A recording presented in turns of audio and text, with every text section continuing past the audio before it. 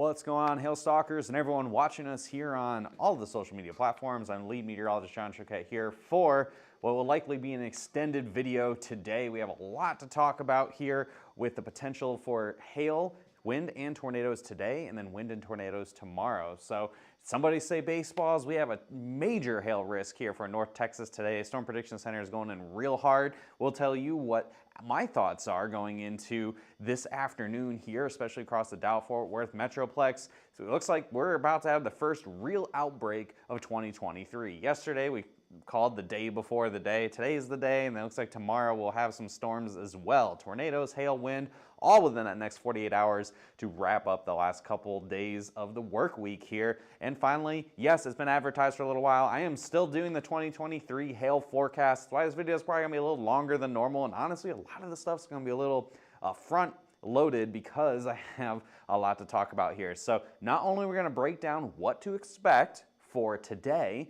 and into tomorrow, but also what to expect for the rest of this year from what we saw. If you were in Denton with us last week, you saw this already, and if you haven't, well, here we go. We're gonna break that down for you as well. So for that, we got a couple events coming up here. It is trade show season. We got the International Roofing Expo, which is gonna be in Dallas next week.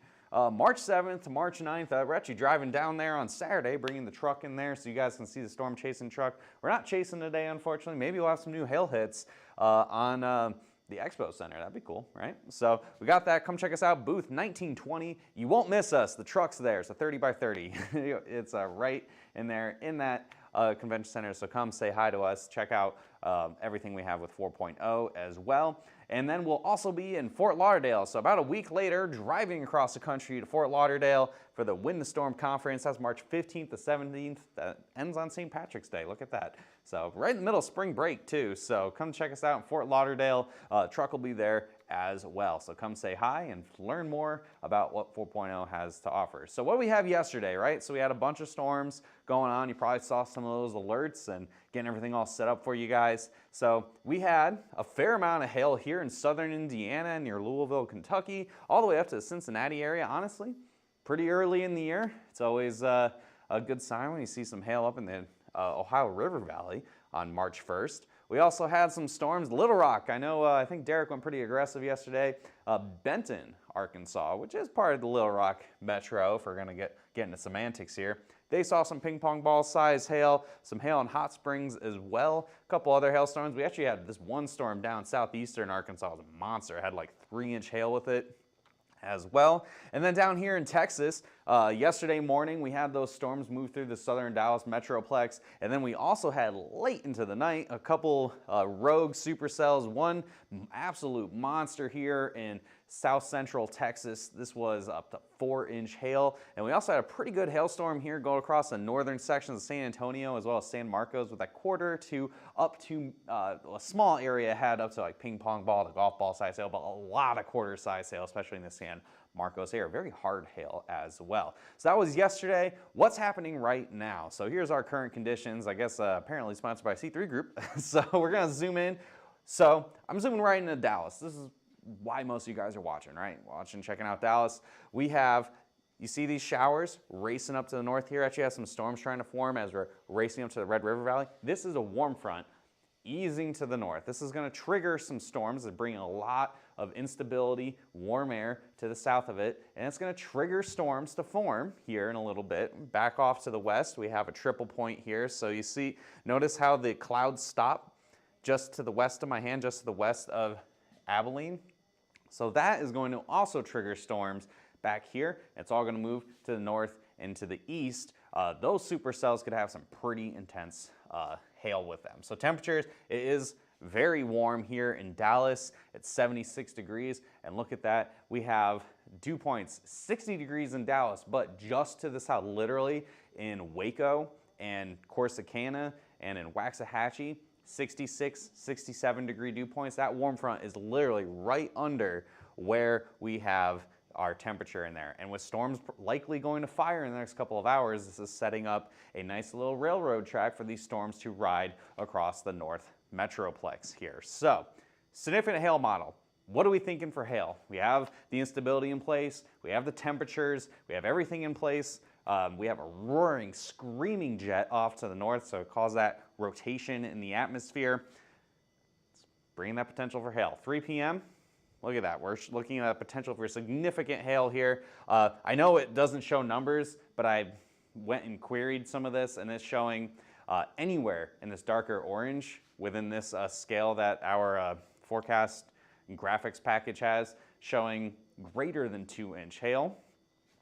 For that potential, any storms that form. By 6 p.m., again, any isolated storms that form. This is that potential for massive hail here, showing even larger bullseyeing just south of Dallas, possibly down towards Waco as well. And then way off in west central Texas, another chance for outrageous hail again as well. And everything is going to push off to the east. By about 9 p.m., risk is over in Dallas. We could see some hail across the Shreveport area, Texarkana area, and even possibly down towards Houston. We'll break that down for you as well. And then as we get later in the night, that hail risk does go down. So future radar. I think this is the most recent model run of the high-resolution rapid refresh model. Sometimes it updates in between me setting keyframes and going live. I believe this is the one that I thought. So this is the most recent run. So this is just one run of one forecast model. I got a little tongue-tied there. So this has been pretty consistent throughout the day. The exact location isn't consistent, but the fact that we're showing isolated storms forming by about 2 o'clock. We're going to zoom in here and look at more storms forming by 4 o'clock. You got storms to the southwest of Dallas, storms near Dallas, and then we have more storms moving through by about 6 p.m.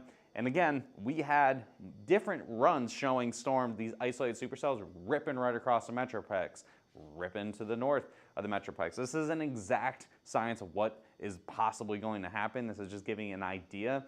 And I can't show you 17 different runs on here. It gets a little boring. So I'm just showing the most recent one.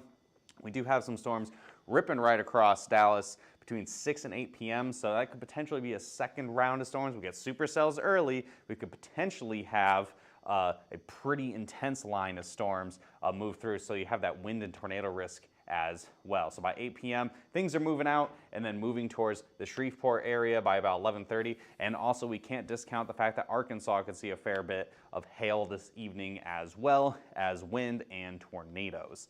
So pushing ahead to about, well, why did it go all the way to 2 a.m.? I wanted to cut off. Anyway, so there's that max forecast hail size today.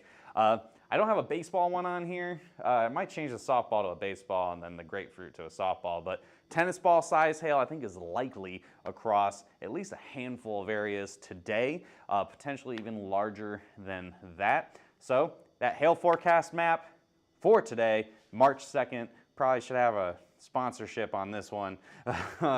Max hail size, as you can see here, there you go, Meyer Contractor Show. You can guys check out, if you're new to Hail Trace 2, this QR code / a link in the bottom will show you what we have to get ready here. Notice I got that hatching, and yes, that purple has showed up. So that is where I'm thinking we could see the most likely chance of hail larger than tennis ball size. And zooming in here, you have that high risk for the Metroplex region. So that's everywhere from Denton all the way south to Waxahachie, not specifically Dallas itself, but the entirety of the Metroplex. San Antonio, we got that low chance. I think storms are going to have a hard time being hail producers by the time they form, about as far south as you. Waco, you got that moderate chance. Anywhere in the hatching here is your most significant zone for potential hail risk. Shreveport got a moderate chance. I think the storms may honestly be the earlier storms that could give you some decent hail. Little Rock, a moderate chance. And then low chances, I think Fayetteville, we really had a severe thunderstorm warning right before I went live here just to the east of you guys, and low chance in Memphis. And then zooming in here on the Metroplex so you can see my exact thinking here. Pretty much from the Dallas Texas Motor Speedway crossing to, was that Lake Louisville, Lake Dallas, something like that. So places like Denton, probably your best chance for hail, and most likely the best chance for the biggest hail here. So again, those counties that you guys, if you work Dallas, probably are well versed in working at this point. Denton County and Collin County probably have a little bit better chance than, say, to Southwest or Dallas itself, Arlington, and maybe even portions of Fort Worth. So, oh, looks like we just got, that's severe thunderstorm warning just got issued, right, Andrea? Yes. Yeah. Oh, look at that. Severe thunderstorm warning just got issued. somewhere. We'll see where it is in a little bit. So what's that for wind and tornadoes? So that was the hail risk. Here's the wind and tornado chance for today. The wind risk, gusts up to 70 miles an hour possible with the line, primarily the line of storms that come through later, so 6, 7, 8, and afterwards into the overnight hours as we get towards the Mississippi River. The hatching area, the most significant zone I fear, is really just the tornado risk zone. So any isolated supercells have a chance for potentially strong tornadoes. That's EF2 or greater. So for example, the Norman tornado on Sunday night was an EF2, doing some damage, taking roofs off houses and possibly even destroying weaker homes. So everywhere from Dallas to Waco to Shreveport to Little Rock all could potentially see those tornadoes. And then there's also a chance for tornadoes along the line of storms that move through in the evening. So highest chances, again, Dallas, Fort Worth, and Waco. It's almost a guarantee you're going to see gusty winds and potentially some tornado warnings. San Antonio, you will see a line of storms move through. Houston, a lower chance. I think storms might have a hard time getting to you. Shreveport, moderate chance. Little Rock, moderate chance. And then off to the east, much lower chance, partially because it may bleed in tomorrow, or it may start to die off once we cross the Mississippi River around 2 o'clock in the morning. So zooming in a little bit more for that Dallas-Fort Worth area, again, just showing that most significant zone, whole metroplex, you're at risk. I think the hail and the wind are probably the strongest risks, but we can't rule out the potential for some tornadoes as well. So you hear those sirens going off this afternoon, this evening, definitely get into your tornado shelters. So breaking down specifically Dallas here for the city forecast, what's my timeline? 2 to 9 p.m. I think for the Metroplex. Max hail size, I wanted to put out the purple there. Haven't done this in a while, guys. So 3-inch hail I think is a maximum hail size potential. And again, I think that is going to be focused less on Tarrant and Dallas counties and more on the Denton and Collin counties. So places like Denton, places like Frisco, Plano, McKinney, those are the general areas where I think you have a better chance of seeing the very large hail potential. I think there's a high chance that we see at least quarters in the Metroplex today. I think it's almost a guarantee.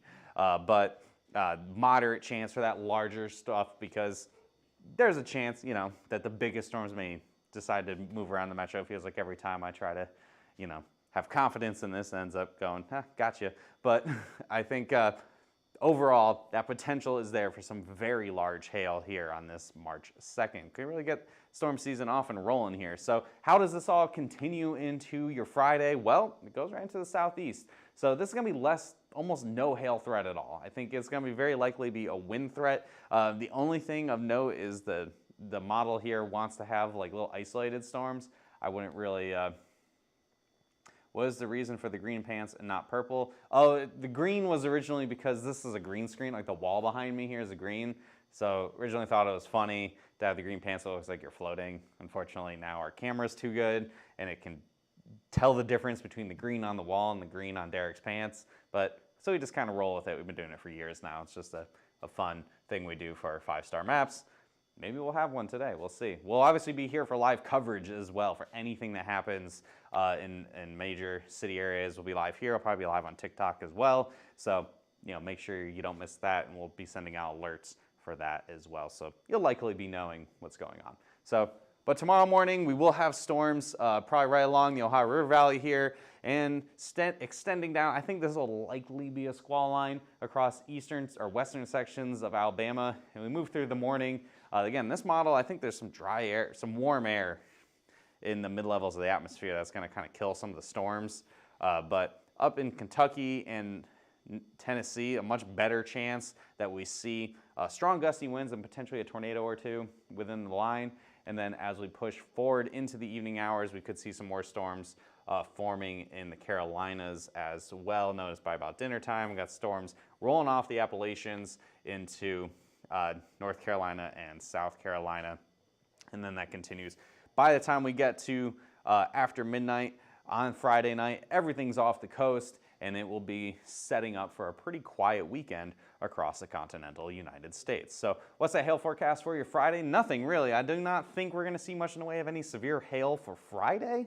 I think it's going to be much more likely that we'll see strong winds and maybe a potential for a tornado or two, but I think that strong wind potential is going to be your primary focus. The best chances, I'm going to zoom in here, are going to be along that corridor from about Nashville up to Louisville. Tornado chances, I'd say probably pretty low, much lower than today, but the wind chances is a moderate chance for Louisville to Nashville, gusts possibly up to 65 to 70 miles an hour with that, and that time frame is going to be midday, so likely around lunchtime, about noon to 1, 2 in the afternoon for there. And then everywhere else, low chances, Birmingham, Memphis, Atlanta, Raleigh, Columbia, everywhere else, low chances. I think there's going to be a bit of a hard time to get that squall line to keep rolling east with gusty winds that may kind of dissipate as we move through the afternoon. But hey, it's always worth making sure you are aware. So that's what we have for today and tomorrow. So how does all this line up for what we're expecting for 2023? Well, we're going to go break this down. Before we do that, we'll just kind of go over what we saw in 2022. So if you guys have questions about today, put it in the comments. Obviously, I am seeing the comments showing up. So put the questions in there below. I'll try to answer them probably at the end of this. And if you have questions about the 2023 forecast, I'll try to answer those as well. I'm assuming somebody's keeping an eye on the weather just in case some stuff starts to bubble up and we have to switch over to live coverage, but we'll be going through here. So review of 2022. This is every storm that happened in 2022 that had hail. It was a major rebound from 2021. So it doesn't look like a lot, but I mean, man, we were very close to an average year last year. Comparatively, 2021 was one of the worst, least active hail years in the last 20 years. Difference being, we had major storms in some of our key markets here in Dallas and Oklahoma City, while in 2022, Minneapolis took all the fame here with over a $2.5 billion storm. It was the first time we had an over $2 billion storm since 2017. You know what city did that? Freaking Minneapolis in Denver. But Denver was on the outside looking in, unfortunately. But it was a $2.5 billion storm with a B on May 19th in the Minneapolis area. DFW, we also had a $1 billion event. A lot of folks going, there wasn't anything in Dallas last year. Well, there was in February 22nd. It was 4 o'clock in the morning. It was just a high volume, fast moving ping pong ball to 2-inch hailstone swath of damage. It destroyed windows, messed up siding, managed to get all the way up to $1.1 billion in damage. We originally had it as a 4-star map. We didn't think it was going to be super crazy until we actually went down there and saw the damage ourselves. We're like, dang, man, this storm is a little sneaky son of a gun. We ended up very likely should have been our first 5-star storm, but we ended up making May 19th the first 5-star instead.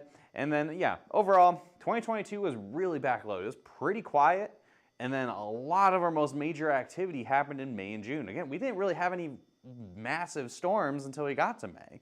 So even though the majority of those impactful events happened in the Northern Plains, it ended up averaging out to a near average year. It's just here in the Southern Plains was not as active as it possibly could have been.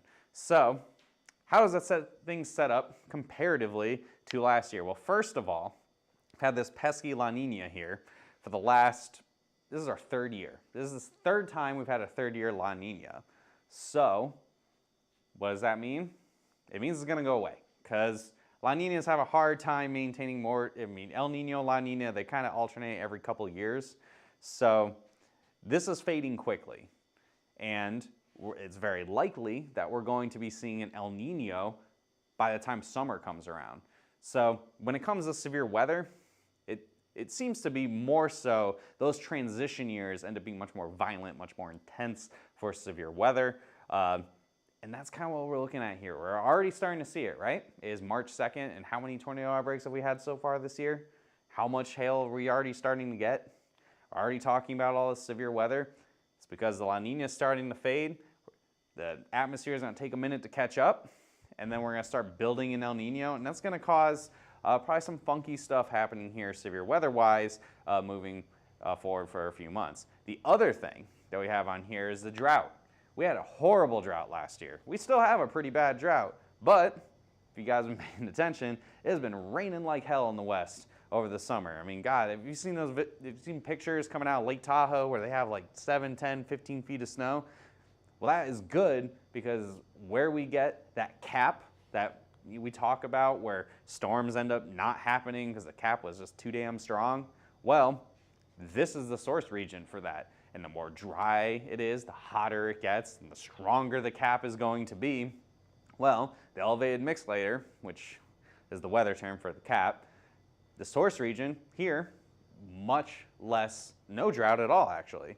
So it's going to be much less intense, and that should help, along with a couple other factors that we look at here, for that severe weather, especially across areas where the drought's pretty bad here in the southern and central plains.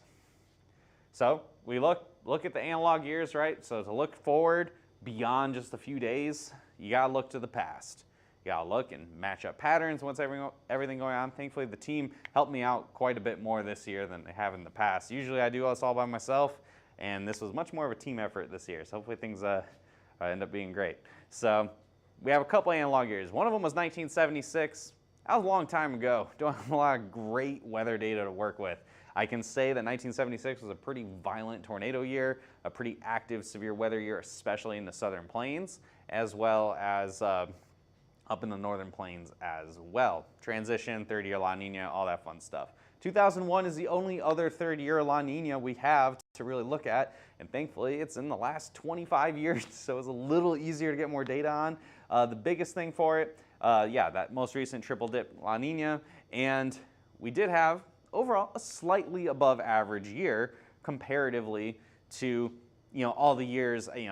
This is 5,591 hail reports. You're like, God, that's garbage. You gotta remember, this is before smartphones. So you can tell if you look at all the hail reports that come in every single year, you can get all the way back to the 50s. You can tell the year that smartphones started becoming a thing, because suddenly the number of reports every single year increased by over 1,000, regardless of how much severe weather happened. It just took a huge jump because so many more people can submit reports. It's so much easier to submit reports now. Before you had to go measure, you had to know the number to call to your local National Weather Service office, or you're a trained spotter. Now it's like everybody storm chases, everybody's got a smartphone, everybody submits pictures on Facebook or Twitter or wherever. So you get a lot more reports actually coming in. The most significant thing in 2001 was the April 10, 2001 tri-state hailstorm. It was the costliest hailstorm in U.S. history at the time, over $1.5 billion in 2001 money. So in 2023 money, that's what, 50 billion? I don't know what the inflation rate is at this point, but it was a pretty crazy event. It started near Kansas City, and then it ended up being 3 separate little storms here, but that main storm went from the eastern sides of the Kansas City metro, went all the way across I-70 and just rocked St. Louis's world with some real intense hail, and there was a bunch of different tornadoes with this as well. So yeah, look at that. This is taken directly from that in 2001, a 395 kilometer swath, which when you do the conversion, that's what, around 300 miles. Again, it's the whole length of Missouri. Really ridiculous, crazy hailstorm. And then overall, 2001 left a La Nina, it went neutral. 76 looks a little closer to what we're expecting here. So 2001, somewhat above average. Wasn't a crazy year by any means, but it's because the La Nina went and just kind of hung out the neutral state. 1976 did the more violent transition of going from a La Nina and jumping straight into El Nino. It looks like we're going to be going more than that El Nino range. So another analog year that we have was 2012. That was a transition year as well. And we're already starting to see some similarities to 2012. 2012 had the record most hail reports in a single day in the last decade or so. It was March 2nd of 2012, 469 hail reports for the day. Obviously, we're not going to get that today. Absolutely not. There's no way we're getting 469 hail reports today. The risk area isn't big enough. By the time 6 a.m. rolled around on March 2nd, there was already a bunch of activity going on. So we're not going to have something crazy like that, but early season activity was very common in 2012. Honestly, 2012 was extremely front-loaded. It ended up being the second busiest hail season on record, but a lot of that was early on. And then we had the third costliest hailstorm of all time, St. Louis. Again, look at that. It keeps coming up, huh? This was in April 28th, 2012, $1.6 billion. Oh, okay, looks like some severe weather is starting to happen here, guys. $1.6 billion storm, and that's unadjusted for inflation, 2012 money. That storm was nuts. It was a ton of softball-sized hail. And that same day, Louisville, Kentucky also got smacked pretty hard with some big-time hail. Shout out to Andrea over there at the producer desk. So, yeah, overall, 2012, we also had a pretty intense derecho. You guys are well aware of derechos at this point. We've had a bunch of them the last couple of years, and that will continue into the summer as well. So, overall, 2012 was very active, but a lot of that most intense activity was early on. We're already seeing that. We've had a lot of activity in January, fair amount of activity in February. We're starting March strong. Looks like we'll see a bit of a break here next week into next weekend. We have some cold air coming in, and then honestly after that, it's a pretty progressive pattern, so I'm willing to bet that we're going to see it be active for a while. So this is it, the 2023 hail forecast, right? We're going to break it down. So areas that we're expecting to be below average, Colorado's going to be pissed because I think this is what, the 4th year in a row I'm saying below average for them. Average activity, covering a lot of the nation. Zoom in. So here's where I think above average activity is going to be. And we've had a lot of this already down here in the southeast, here in Oklahoma City and Dallas, already seeing events. And I think that will continue up north as well. And then look at that. This is the first time I've done it 2 different areas where I think the most activity is going to be. One of which, yesterday, had a ton of activity in Arkansas, didn't we? We're seeing a bunch of activity expected today across Dallas. We've seen a bunch of activity on Sunday already in Oklahoma City. So I think this area is most active early. It's already happening, right? This is almost where all the severe weather we've already had this year has been, and that's going to continue, I think, at least through the next month or so. And then the second area of most activity is going to be further north here.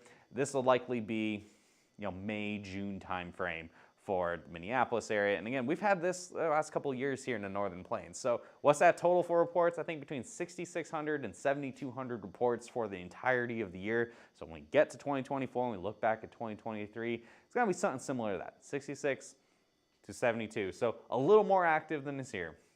Am I honestly pulling back a little bit after the last couple of years? Yes.